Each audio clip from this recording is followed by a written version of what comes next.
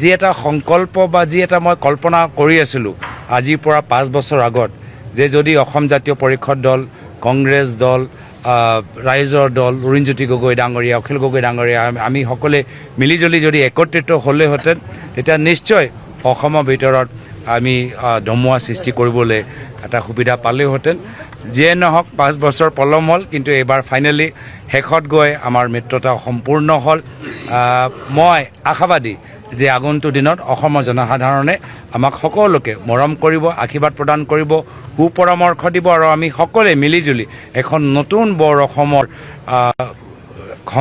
গঢ় দিবলৈ এটা সংকল্প লৈ আমি ঐক্যবদ্ধভাৱে আগবাঢ়ি গৈছোঁ। অসমৰ জনসাধাৰণৰ মাজত যি এটা সুস্থ পৰিৱেশ ইয়াৰ পূৰ্বত আমি দেখা পাইছিলোঁ, যিদিনা আমি কংগ্ৰেছ দল, অসম জাতীয় পৰিষদ দল, CPM দল, CPIML দল, APHLC দল আমি গোটেইবোৰ যেতিয়া একত্ৰিত হ'ল, মানুহবোৰে কৈছিল যে প্ৰায় আপোনালোকৰ 90% কামখিনি সম্পূৰ্ণ হ'ল, 10% কাম আছে।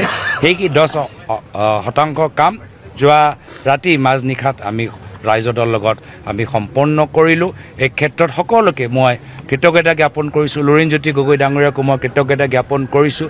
নিশ্চয় তেওঁলোকৰ দলৰ বিভিন্ন সতীৰ্থসকল আজি বিধানসভা নিৰ্বাচনত প্ৰত্যাশী হিচাপে সপোন দেখিছিল, কিন্তু তেওঁলোকে দলৰ বৃহত্তৰ স্বাৰ্থ ত্যাগ বলিদান কৰিলে। একেৰাহে আমাৰ দলৰ সতীৰ্থসকল বহুতে আশাবাদী আছিল যে ডিব্ৰুগড় জিলাৰ ভিতৰত তেওঁলোকে প্ৰাৰ্থী হ'ব, কিন্তু আকৌ অসমৰ বৃহত্তৰ স্বাৰ্থত তেওঁলোকে ত্যাগ আৰু বলিদানৰ ৰাস্তা ল'লে। মই সকলোৰ প্ৰতি মোৰ মৰম যাচি, সন্মান যাচি সকলোকে অনুৰোধ কৰিছোঁ, আহক ঐক্যবদ্ধভাৱে আমি আগবাঢ়ি যাওঁ আৰু এই ৰণত হিমন্ত বিশ্ব শৰ্মা ডাঙৰীয়াক পৰাজিত কৰোঁ। এবাৰ ৰাইজৰ আপোনালোকে দেখা পাব, এবাৰ ৰাইজৰ জোৰ দেখা পাব। যিদৰে এখন বিশেষ গানত লিখা আছে, ৰাইজক মজা দিয়াবোৰক এবাৰ ৰাইজে মজা দিব, এবাৰ ৰাইজে মজা দিব। ৰাইজৰ হয় আমি নিৰ্বাচনী ৰণত আমি সকলোৱে নামি পৰিছোঁ। যি এটা সংকল্প বা যি এটা মই কল্পনা কৰি আছিলোঁ আজিৰ পৰা 5 বছৰ আগত যে যদি অসম জাতীয় পৰিষদ দল, কংগ্ৰেছ দল, ৰাইজৰ দল, অৰুণজ্যোতি গগৈ ডাঙৰীয়া, অখিল গগৈ ডাঙৰীয়া আমি সকলোৱে মিলিজুলি যদি একত্ৰিত হ'লেহেঁতেন তেতিয়া নিশ্চয় অসমৰ ভিতৰত আমি ধুমুহা সৃষ্টি কৰিবলৈ এটা সুবিধা পালেহেঁতেন। যিয়ে নহওক 5 বছৰ পলম হ'ল, কিন্তু এইবাৰ ফাইনেলি শেষত গৈ আমাৰ মিত্ৰতা সম্পূৰ্ণ হ'ল।